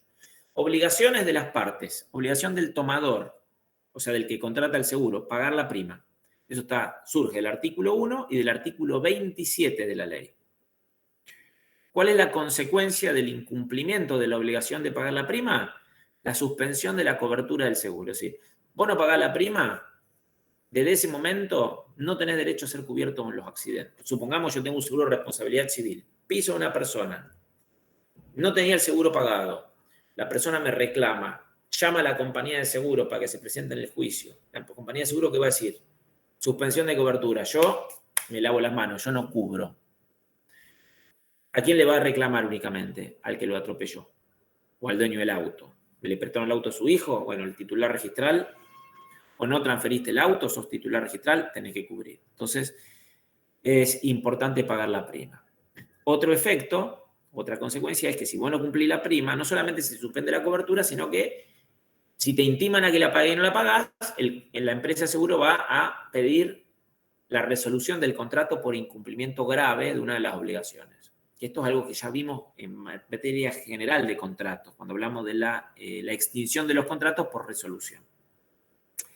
Eso es obligación del tomador. Obligación de la empresa de seguro, el asegurador. ¿Surgen de dónde? Del artículo 1 y de los artículos 56 y 49. En los seguros de daños, como dice el artículo 1, se obliga, a cambio de la prima, a indemnizar un daño. Seguro de daño, seguro de incendio. ¿A qué se obliga la empresa de seguro? Y si se concreta el incendio y no fue provocado intencionalmente por el dueño del depósito, el asegurado, la empresa de seguro se obliga a indemnizar los daños. Seguro de personas. Ahí van a ver que los seguros de personas no tienen una finalidad indemnizatoria. Cuando uno contrata un seguro de vida, no busca que a los hijos de la persona que se aseguró su vida le indemnicen todos los daños que le ocasionó la muerte del padre. Lo único que se busca con el seguro es fijar de antemano una suma de dinero que es la que se va a pagar. Es decir, se muere una persona, lo único que van a tener derecho a exigir los beneficiarios de ese seguro de vida es la prestación que estaba convenida al momento de celebrar el contrato. No van a poder reclamar más. Lo único que van a pedir es eso, es lo único a lo cual tienen derecho, es la prestación convenida. ¿Tá? Por eso no indemniza, paga una suma de dinero prefijada, acordada desde el principio. Ni más ni menos. ¿Tá? Eso grábenselo porque es así. Entonces, esa es la obligación que asumen las empresas de seguro, de acuerdo al tipo de seguro que se haya contratado. Si es de daños, y dentro de los seguros de daños hay miles de seguros. Y si es de persona, también hay muchos. Pero todos es lo mismo. Cargas. Como les decía, a diferencia de las obligaciones, el incumplimiento de la carga como sanción te hace perder un beneficio. Y eso se llama como caducidad, se conoce como caducidad, que es la pérdida del derecho a la garantía asumida por el asegurador. Y eso tiene como, digamos, eso se da o está motivado en la inejecución de la carga por parte del asegurado. ¿Tá? Bueno, la ley divide las cargas en distintos tipos. Hay como cargas de distintas cosas. O sea, la ley te dice, bueno, vos tenés que hacer tales cosas. Si no las haces, tenés una sanción, que es la caducidad del derecho al cual vos tenías derecho. Como la pérdida del derecho que vos tenías por no haber cumplido con la carga.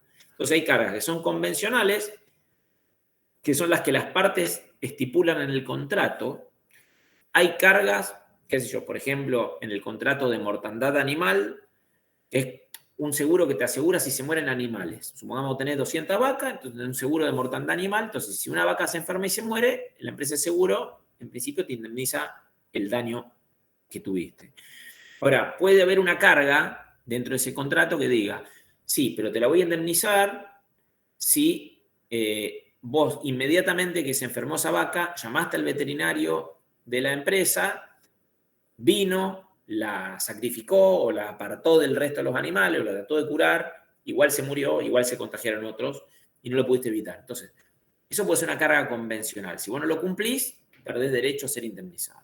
Después puede haber cargas que sean anteriores o posteriores al siniestro. Digan, ¿cómo es esto? ¿Y cargas anteriores al siniestro? Y bueno, por ejemplo, si yo contrato un seguro del auto, tengo la carga o si yo contrato un seguro de incendio de mi casa, o sea, me protege si se incendia y se pierde mi casa. Entonces, una carga anterior a que ocurra el incendio, que es el siniestro, podría ser que yo tenga que informarle a la empresa cualquier situación que modifique el estado del riesgo cuando yo lo declaré. A ver, supongamos, yo contraté un seguro de incendio en mi casa está ubicada en un barrio residencial, donde no hay fábricas, donde no hay riesgo de que se incendie una industria y propague el fuego. Y si llega a cambiar esa situación, yo la tengo que informar. Y eso es una carga legal previa a que ocurra el siniestro. Y tiene efectos esto. Porque si supongamos yo, cuando contraté el seguro, mi casa estaba en un barrio totalmente residencial. A los 2 años, el Estado determinó que ahí podían instalarse industrias. Y al lado de mi casa se instala una fábrica de pirotecnia o de algún material inflamable. Y después se prende fuego esa fábrica y se incendia mi casa. Entonces, ¿qué va a pasar ahí? Y ahí vos no le informaste anteriormente al siniestro de que se modificó, que tu casa es más riesgosa. Entonces, esto puede generar, por ejemplo, que la empresa excluya la cobertura. Y cargas posteriores al siniestro, una vez que ocurrió el siniestro. ¿Qué cargas te establece la ley? Y, por ejemplo, si vos atropellás a alguien, la ley dispone que vos tenés que denunciar el siniestro, avisarle a la empresa de seguro. ¿Para qué? Para que tome todos los recaudos necesarios para indemnizar ese siniestro, si hace falta. Eso es posterior a que ocurrió. Otra clasificación son cargas de información y cargas de conducta. O sea, algunas cargas que establece la ley dicen que vos lo que tenés que hacer es, bueno, pasó tal cosa, informar, aportar información. Y otras son de conducta, o sea, pueden consistir en hacer algo o en no hacer algo. ¿Qué sé yo? Por ejemplo, en el seguro de incendio, carga de conducta puede ser, de no hacer algo, puede ser, bueno, se incendió la mitad del depósito. Y vos no tenés que tocar nada. Que vaya el inspector a verificar si se incendió, qué pasó y demás. No podés hacer nada. ¿Y qué pasa si violás esa carga de no hacer nada? Y la empresa puede determinar que vos rompiste lo que faltaba para cobrar un mejor seguro y no te paga. Y cargas de hacer, que puede consistir en qué? Y esta que les decía, el salvamento de la vaquita. La vaquita que está enferma la tengo que correr del resto de las vacas para que no se contagien las otras. Conducta de hacer algo. ¿Ah? Bueno, esta es la clasificación general. Entonces, las cargas, según el momento en el cual haya que cumplirlas, pueden ser presiniestrales, antes del siniestro, carga de denunciar el estado del riesgo y cualquier modificación del mismo. Durante el siniestro, carga de salvamento y la vaca está enferma, la tengo que sacar ya mismo para que no se contagien las otras vacas, porque si no voy a tener más daño. Y cargas postsiniestral, es decir, una vez que ocurrió o posteriores al siniestro. ¿Y qué pasó? Atropellé a una persona. ¿Qué tengo que hacer? Denunciar el siniestro. Bueno, cargas antes de que ocurra el siniestro. Declarar sincera y exactamente el estado del riesgo, sin incurrir en declaraciones falsas o reticencias. Eso surge en los artículos 5 y siguientes de la ley. ¿Qué es esto de la declaración falsa o reticencia? ¿Y a qué da lugar? A la anulación del contrato. Imagínense un seguro de vida en el cual vos asegurás para el caso que te pase algo a vos y le dejás una prestación a un beneficiario. Puede ser tu hijo, un amigo, una novia, tu mujer, quien sea. Bueno, vos cuando vas a contratar el seguro te van a pedir que hagas una declaración jurada de tu estado de salud. Ese sería el riesgo tuyo. Entonces, si vos declarás falsamente algo, o vos no declaraste algo, pero no intencionalmente, sino porque pensaste que no era relevante. Y yo tuve una enfermedad cuando era muy chiquito, yo pienso que no me va a afectar en nada. O tuve COVID y me curé, y entonces yo dije, esto no me afectó en nada. Bueno, si después ocurre el siniestro y se demuestra que vos no habías declarado eso y que eso efectivamente impactó en lo que tiene que indemnizar la empresa de seguro puede decir, usted no declaró sinceramente o exactamente el riesgo que tenía. Si yo hubiera sabido que usted había tenido tal enfermedad, quizás no lo aseguraba, porque era más probable que le pase algo, o quizás le cobraba más por asegurarlo. Entonces, esa es una primera carga que se da antes de que ocurra el siniestro. Después hay cargas que se dan. Otra carga también presiniestrales es mantener el estado del riesgo. Es lo que les daba el ejemplo recién. Supongamos que teóricamente yo tengo la obligación de no alterar el riesgo de lo que yo... por ejemplo, supongamos que yo aseguro mi vida y bueno, yo hasta el momento de asegurarme no hacía deportes de riesgo, ¿no? O sea, hay una persona que jugaba al fútbol, salía a caminar, tranquilo. Pero resulta que después, al año que contraté el seguro de vida, empecé a hacer deportes de alto riesgo, qué sé yo, no sé, hago paracaidismo, hago caída libre, escalo montañas muy riesgoso. Bueno, teóricamente yo debería mantener ese estado del riesgo. Ahora bien, si yo modifiqué ese estado del riesgo, hay otra carga que es denunciar las modificaciones del estado del riesgo. Entonces, si yo cuando contraté el seguro de vida era empleado de oficina y después dije, no, me voy a hacer soldado profesional o policía y voy a estar en la calle con un arma, portando un arma con riesgo que corra riesgo mi vida, bueno, ahí tuve que modificar la situación del estado del riesgo y lo tuve que denunciar inmediatamente de que ocurra, cuando es un riesgo que se generó por mí. Y si supongamos que el riesgo se modificó por el hecho de un tercero, imagínense que en mi casa, yo no puse una fábrica de pirotecnia en mi casa, pero se me instaló al lado de una fábrica. Ahí un tercero modificó el estado del riesgo mío. ¿Por qué? Porque hay más probabilidad de que se incendie mi casa porque se puede incendiar la fábrica. ¿Qué tengo que hacer yo? Una vez que lo sé, inmediatamente notificarlo. O sea, estas son cargas que hay que cumplir y que van a impactar, cuando ustedes lean estos artículos, el 5, el 37, el 45 y demás, en que la empresa, si se entera de que vos no dijiste esto en el momento que tenías que decirlo, lo más probable es que pueda decidir anular el contrato, entonces ponerle fin al contrato. Y si vos tenés un siniestro y habías ocultado algo que impactó en el siniestro, capaz que te puede decir, yo no te indemnizo. ¿Tá? Entonces tiene impacto en ese tipo de cuestiones. Cargas que se dan durante el siniestro. Salvamento. Esta que yo les decía, bueno, se está incendiando la casa de al lado, entonces vos tenés una carga de conducta durante el siniestro, que hay que ver la póliza y las condiciones, pero básicamente te dicen, bueno, tenés que tratar de zafar de tratar de salvar todas las cosas posibles para que el daño no sea tan grande. ¿Ah?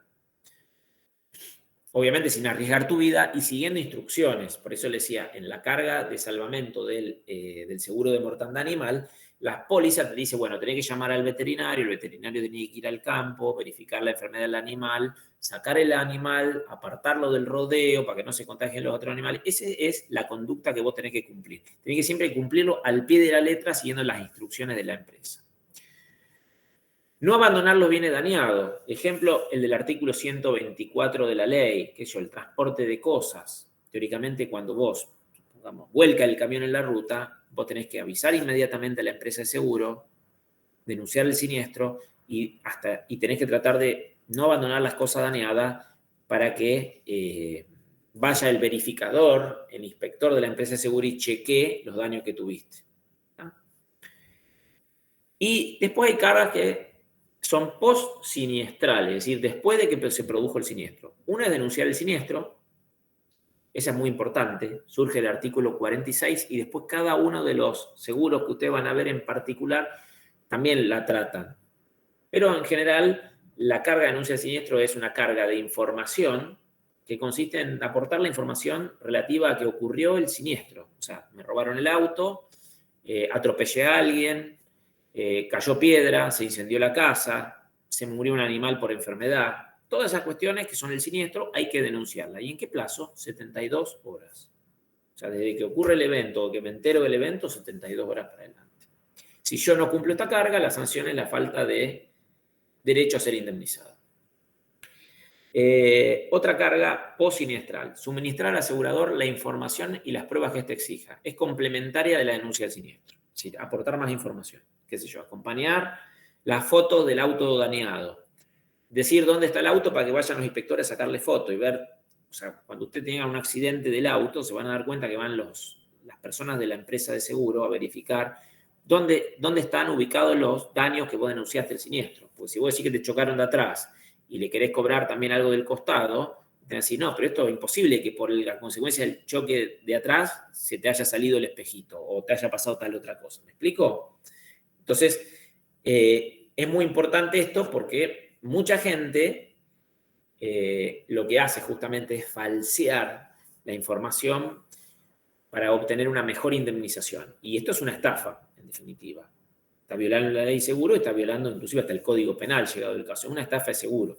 Entonces, no solo vas a tener derecho a ser indemnizado, sino que quizás también hasta te pueden hacer una denuncia penal. Entonces, vos tenés que denunciar el siniestro objetivamente, tal como fue, permitir que la empresa de seguro verifique los daños, que determine que son consecuencia directa del siniestro y no de otra cosa que no se puede reclamar.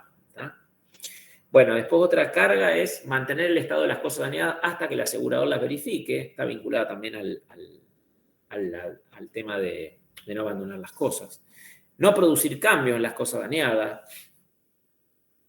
Hay algunas excepciones, pero para que pueda dar esta excepción tenés que haber verificado que existieron los daños. Por ejemplo, a vos te chocan el taxi.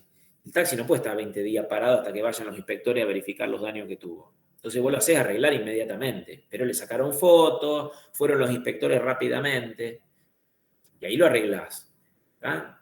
Porque si no, ¿qué van a decir? Y yo no puedo constatar que hubo un accidente porque no tiene nada. Entonces, esto se adapta, pero hay que tener en cuenta que el principio es que vos no podés producir cambios en las cosas dañadas hasta tanto se hayan verificado los daños. Después, otro tema, las clases de seguros que hay. O sea, yo le dije que la ley contempla en el artículo 1 una definición muy amplia que es abarcativa de cualquier tipo de seguros. Y hay clases de seguros. Hay dos grandes ramas de seguros. Ustedes van a ver que después se pueden subdividir en un montón de subramas. Pero hay dos grandes ramas que son el seguro de daños patrimoniales y el seguro de personas. El seguro de daños patrimoniales o los seguros de daños patrimoniales están regulados en los artículos 60 a 127. En todos estos seguros, el objetivo que tienen es resarcir los daños a la persona damnificada. Por ejemplo, en el robo del auto, seguro de robo, que es un seguro de daños patrimoniales, lo que busca quien se asegura es que le indemnicen el daño. En definitiva, que te paguen lo que te saldría comprar un auto nuevo. Después, en el de incendio, también, se te incendió la mercadería del depósito, lo que vos buscás es que te indemnicen los daños, ¿sí? Que te reparen los daños para reparar el depósito y comprar la mercadería de vuelta. Responsabilidad civil, lo que se busca es mantener protegido tu patrimonio de los reclamos de terceros. Entonces, si vos atropellás a alguien y lo matás, y te reclaman los herederos, te reclaman los daños y prejuicios ocasionados como consecuencia de la muerte de esa persona, el seguro de responsabilidad civil lo que va a hacer es indemnizarle los daños a ellos para que no te vengan a tocar tu casa, tu auto, tu barco o lo que tengas. El de mortandad animal, el de granizo, son todos seguros de daños que lo que buscan es o tienen una finalidad de tipo indemnizatoria o resarcitoria. A diferencia de esos seguros, tenemos los seguros de personas, que están regulados en los artículos 128, 156, y tiene una finalidad de tipo previsional, de previsión. ¿Qué quiere decir una finalidad previsional?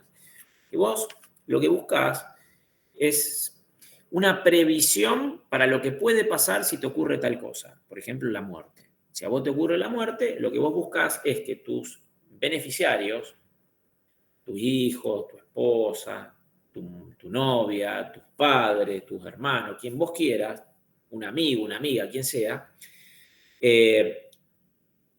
tenga algo como consecuencia que le permita, en cierta forma, sobrellevar esa falta. O sea, si se muere la persona, que los beneficiarios tengan un seguro a cobrar. Ahora, ¿ese seguro es suficiente para indemnizarle todos los daños que le genera la muerte de esa persona? No, seguramente no. Qué sé yo, seguramente nadie le va a reparar el daño que le ocasione la muerte del padre a sus hijos. Por más que te den una suma de dinero alta, nunca vas a poder decir que te indemnizaron plenamente. Entonces, en todos estos casos, como de por sí es imposible decir, bueno, ¿cuánto vale la vida de una persona? Es algo que hasta es repugnante, nos choca moralmente. Entonces la ley lo que dice es, bueno, esto no busca indemnizar, porque sería imposible buscar indemnizar esto, porque, o sea, no es ni moral ni simple ni fácilmente determinable cuánto vale una persona. Entonces, lo que hace es poner una cifra directamente, que se calcula de acuerdo a un montón de factores, como por ejemplo la edad que tenía, cuando contrató el seguro, y cuánto está decidido a gastar, y un montón de cuestiones más. Dentro de los seguros de personas hay distintas subramas, por ejemplo, seguro de vida, lo que se asegura es la vida de una persona, y si se muere se le paga una suma, ¿a quién? A los beneficiarios. De supervivencia, que es como algo mixto, si se muere se le paga una suma a los beneficiarios. Si, por ejemplo, la persona pasa los 80 años, a esa misma persona se le paga una renta. Entonces, también sirve como para capitalizarse. De accidentes, de enfermedades personales, un montón de seguros de personas. Bueno, acá está más o menos también un poquito más desarrollado. Los de daños patrimoniales, acá están bien desarrollados según la ley. El objeto surge del artículo 60. Cuando uno habla de un seguro de daños patrimoniales, el objeto que tienen es asegurar todo riesgo sobre un interés económico lícito. La obligación que asume el asegurado, según el artículo 61, es resarcir, reparar el daño en la medida del monto asegurado. Acá esto es importante, no se lo voy a aclarar demasiado, es muy técnico, pero bueno, en los seguros se pone un monto máximo que se asegura. Supongamos, cuando uno tiene un seguro del auto, periódicamente la empresa de seguro y te va a cobrar en base a la evaluación o cotización de tu auto. Mi auto valía 4 millones, ahora vale 5, entonces la prima, lo que yo voy a pagar es más alto, pero lo concreto es que si a mí me roban el auto, no me va a pagar 7 millones, me va a pagar hasta el monto de la suma asegurada. Es decir, por eso yo tengo que estar atento que si la empresa de seguro no actualiza el valor de mi vehículo y mi vehículo en la realidad vale mucho más, bueno, una de dos. O lo tengo asegurado con un monto que está desfasado porque yo quiero pagar menos prima, total, pienso que no me lo van a robar, o lo llamo al productor y le digo, no, pará, está desactualizado el monto, actualizalo porque si a mí me lo llegan a robar, con lo que vos me vas a pagar no me alcanza ni para comprarme la mitad del auto. Después, el tema de la reducción, bueno, eso es tasación del bien, universalidad, eso son todas cuestiones muy técnicas. Yo se lo pongo acá porque si ustedes quieren, miren la ley, pero realmente es muy técnico. Seguros de incendio, ahí tienen todo desarrollado. Seguros de agricultura, básicamente hay de granizo y de heladas. ¿Sí? Son todos seguros de daño. Seguros de animales, está el de mortalidad o mortandad animal, ahí está el artículo, ahí está desarrollado qué es lo que busca tu seguro. Básicamente el seguro de animales lo que busca es cubrir todo riesgo que afecte la vida y salud de la especie animal, por ejemplo, del ganado, por ejemplo, o de un caballo. Y se indemniza la muerte de él o de los animales asegurados o su incapacidad de ser pactado. El monto se determina por el valor que tiene en la póliza, es la suma asegurada, no por más que yo tenga un caballo de pura sangre que, qué sé yo, que es el campeón de Palermo o en todo el mundo y bueno, y que tiene un valor muy alto, si yo lo aseguré por una cifra muy bajita, me van a asegurar hasta eso. No me van a asegurar ni un peso más. Porque se entiende que yo quise pagar menos prima, por eso tengo derecho a cobrar menos seguro. Si yo quería cobrar realmente lo que valía, tendría que haber pagado más prima y bueno, y seguramente tendría que haber actualizado la suma asegurada. En los casos de seguro de animales, el seguro no cubre los supuestos de daños por episotía o enfermedades, así tipo enfermedades, enfermedades muy tipo pandémica y cosas por el estilo, extraordinarias, digamos. Incendio, rayo, explosión, inundación o terremoto. En la mayoría de los seguros se excluye la cobertura en estas situaciones. En ocasión de transporte, cargo, descarga. O sea, estas situaciones están excluidas, salvo que las quisieran cubrir, pero si no dicen nada, están excluidas legalmente. Y acá dice a qué tiene derecho el asegurado, cómo debe actuar, tiene que denunciar dentro... o sea, acá hay una carga de denuncia diferente. De cualquier cuestión que ocurra que pueda impactar, hay que denunciarla entre las 24 horas. Es decir, aunque no sea algo, aunque el siniestro no se haya concretado aún, que ahí sí está la carga de 72 horas, si ocurre algo que puede impactar sobre la enfermedad de un animal, hay que denunciarlo dentro de las 24 horas. Acá hay un plazo un poquito más específico. Después, seguro de responsabilidad civil. Sobre este sí me voy a detener un instante. Este es un seguro bastante importante. Este está regulado en los artículos 109 a 120 de la ley. Y en el Código Civil y Comercial tenemos los artículos 1708 a 1780 que regulan todo lo que tiene que ver con la responsabilidad civil de las personas. O sea, este es un seguro muy importante y es abarcativo de un montón de situaciones. Cuando hablamos de responsabilidad civil tenemos desde cubrirme la responsabilidad civil ocasionada como consecuencia de la conducción de un auto, ya sea por las personas que no viajaban conmigo, como hasta de las personas que viajaban conmigo como acompañante y que yo tengo un accidente y se lesionan, puedo tener que responder. También puede haber seguros de responsabilidad civil, por ejemplo, como consecuencia de la mala praxis en el ejercicio de una actividad profesional, como ser la mala praxis de un médico, de un abogado, de un contador, de un arquitecto, un ingeniero. ¿Cuál es el alcance del seguro de responsabilidad civil? ¿Por qué responde?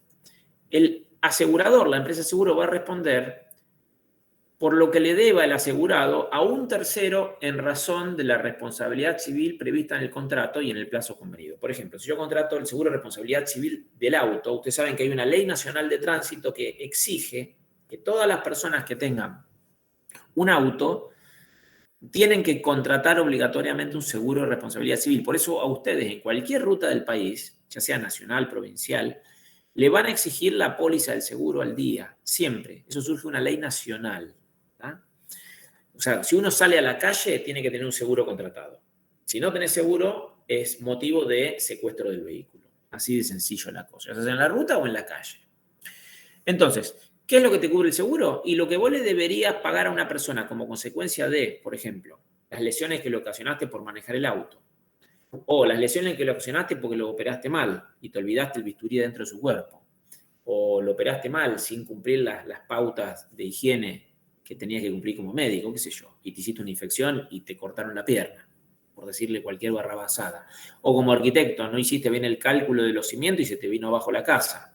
Entonces, por cualquier motivo de esos que generan la obligación de reparar los daños a otra persona, vos tenés que, el seguro te va a cubrir por eso. Entonces, en definitiva, vos estás cubriendo tu patrimonio para que no vengan a vos en forma directa a reclamarte eso. ¿Por qué? Porque ¿quién te va a indemnizar? La empresa de seguro.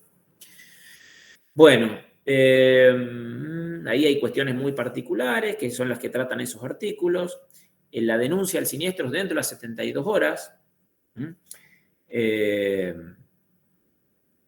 Hay un artículo que es importante, que es el 118, que es lo que se conoce como citación en garantía. ¿Qué quiere decir eso? Que es un tema procesal, pero implica básicamente que si vos tenés un seguro de responsabilidad civil y si vos querés que la empresa de seguros cubra, vos la tenés que traer al juicio a la empresa, ya sea el asegurado como la víctima, tienen que citar en garantía a la empresa. Es decir, traer al juicio a la empresa para que la empresa se pueda defender.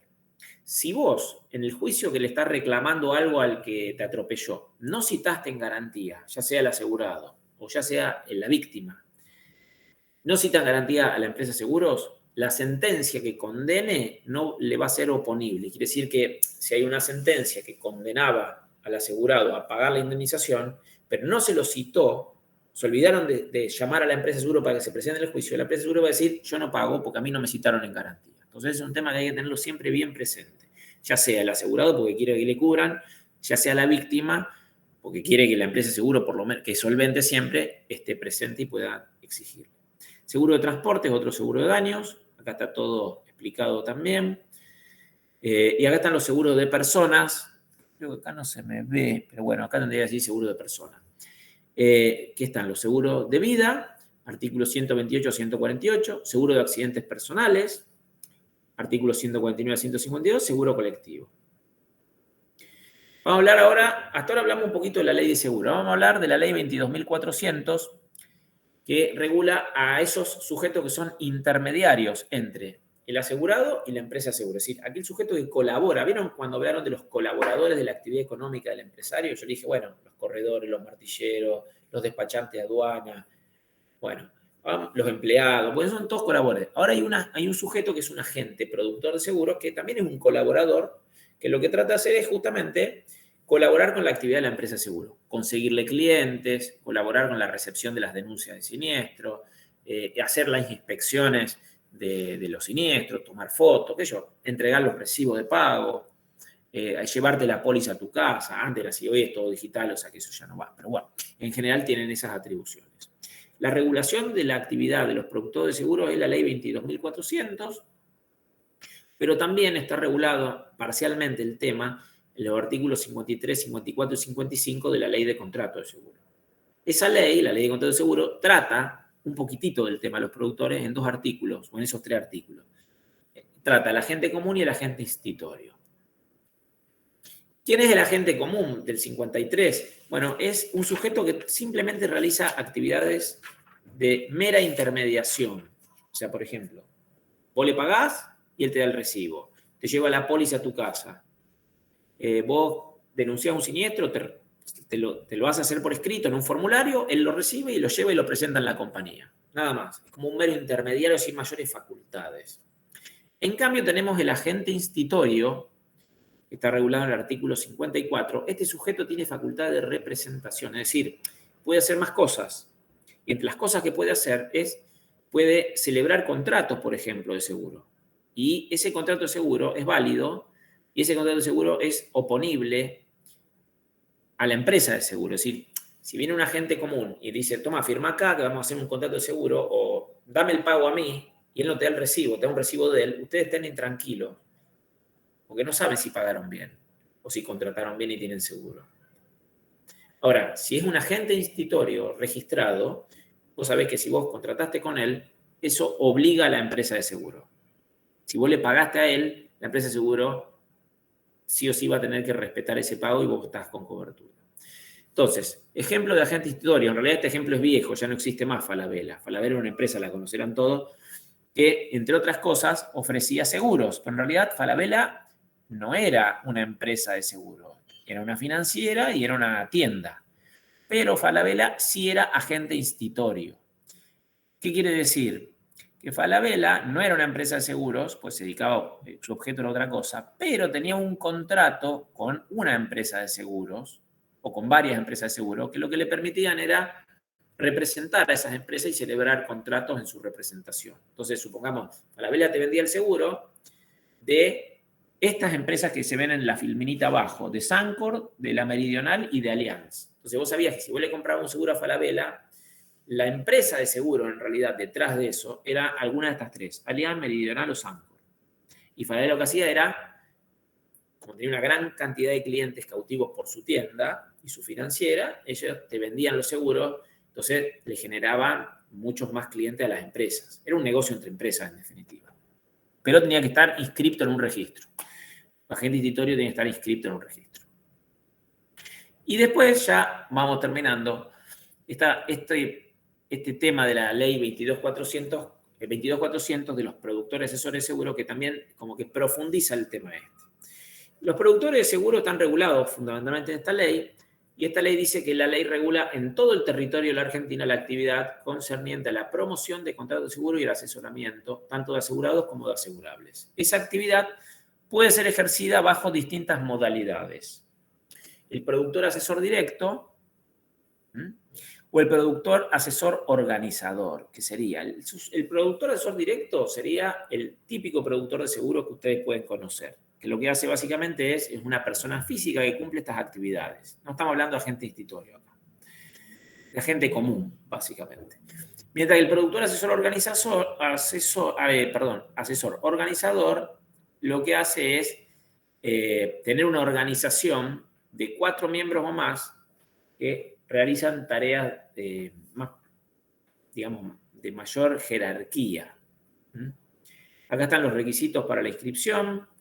Para ser productor de seguro hay que reunir estos requisitos, tener, por ejemplo, hay que inscribirse en un registro que lleva la Superintendencia de Seguro de la Nación, hay que tener domicilio real en el país, no hay que estar, no encontrarse bajo ninguna inhabilidad. Sí, por ejemplo, no hay que tener condenas por delitos dolosos, por delitos económicos. Hay que acreditar competencias, es decir, hay que rendir un examen, hay que abonar un derecho de inscripción que se renueva anualmente. O sea, todos los años quienes son productores de seguro tienen que renovar ese derecho de inscripción abonando, renovando anualmente ese costo y haciendo un curso de capacitación anual también. Después acá están los requisitos previos. Quien quiere ser productor de seguro y, bueno, ser intermediario y básicamente cobrar una comisión consiguiendo clientes y demás, y realizando toda esta actividad, bueno, tiene que presentar una solicitud ante la superintendencia, indicando lo que corresponde. Y después, una vez que se reúnen los requisitos, y se lo inscribe, bueno, acá está todo el tema de cuestiones muy técnicas, ¿no es cierto? El domicilio, el examen, la renuncia a la matrícula, las remuneraciones, que son comisiones, la comisión, que es lo que cobra el agente por esa actividad de intermediación. Primero va a ver qué acordaron con la empresa de seguro. Generalmente es un porcentaje sobre las operaciones, salvo que hubiere máximos o mínimos por parte de, digamos, como que estuviera regulada la retribución. La ley dispone que el productor va a cobrar por aquellas operaciones en que intervenga, y si es de producción propia, va a cobrar el doble. Básicamente ahí discrimina algunas cuestiones técnicas respecto al derecho a comisión. ¿Cuándo tiene derecho a percibir la comisión el productor, este intermediario? Cuando se cobra efectivamente la prima por parte de la entidad aseguradora. Acá está la sanción para las personas no inscriptas. Estas son las inhabilitaciones, quienes no pueden ser productores. Algunas son absolutas y otras son relativas. Y acá están las funciones. ¿Qué pueden hacer los productores de seguro? Artículo 10, inciso 1, inciso 2. El inciso 1, los productores asesores directos, que serían las personas físicas, y el productor asesor organizador, el que tiene a su cargo 4 o más personas que son productores directos. Entonces acá está todo lo que pueden hacer, que más o menos yo les dije, lo que pueden y lo que deben hacer. O sea, las funciones y los deberes.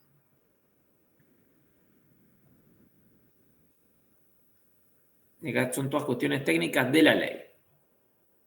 Acá está el reaseguro. ¿Qué es el tema este del reaseguro que el programa lo pide? Bueno, el reaseguro sería algo así como el seguro del seguro. Esto es muy técnico. Acá hay un ejemplito. Esto está regulado en los artículos 159 a 162 de la ley 7418, y esto sería más o menos algo así. Así como un particular busca cubrirse de determinados riesgos, por ejemplo, el riesgo que le roben el auto y no tener la plata para comprarse uno nuevo, entonces asegura contra robos, y si se lo roban, la empresa le indemniza los daños. Las empresas de seguro también tienen riesgos. ¿Cuál es el principal riesgo que tiene la empresa de seguro? Y el principal riesgo que tiene es que no pueda hacer frente a todos los siniestros que se concreten. Es decir, no tener la plata para poder salir a indemnizar los siniestros que existan de su compañía. Entonces, ¿qué hace la empresa? Se reasegura. Es decir, la empresa de seguro, a su vez, contrata un seguro con otra empresa. Celebra un contrato de seguro con una empresa aseguradora. A su vez, esa empresa aseguradora se reasegura con varias empresas. En definitiva, esto, ¿qué hace básicamente la empresa? Dispersa los riesgos. Es decir, es como que va dispersando los riesgos en distintas empresas o en otra empresa, si es muy fuerte. Entonces, en el caso que se concrete el riesgo, si que se dé el siniestro en el reaseguro, que sería, tenía previsto pagar $1.000.000, tenía un fondo de 800.000, tenía un fondo de 2 millones y tenía previsto pagar 1 millón, y por un hecho extraordinario se le concretan todos los siniestros, entonces en vez de pagar 1 millón, tiene que pagar 3, bueno, no le alcanza con el fondo que tiene. ¿Qué hace? Se concretó el siniestro, le exige a la empresa reaseguradora que le indemnice los daños. Obviamente que las empresas reaseguradoras son empresas sumamente fuertes, que ni están en Argentina en general, son empresas que están en el exterior, mucho más fuertes que las empresas locales. Son empresas que solamente se dedican a los reaseguros. Bueno, y con eso yo les diría que con esta presentación, que ahora se las voy a pasar en un ratito, más el material que está colgado en el campus, ustedes tienen como para entretenerse. Acá tienen todo. Yo estoy viendo acá la presentación.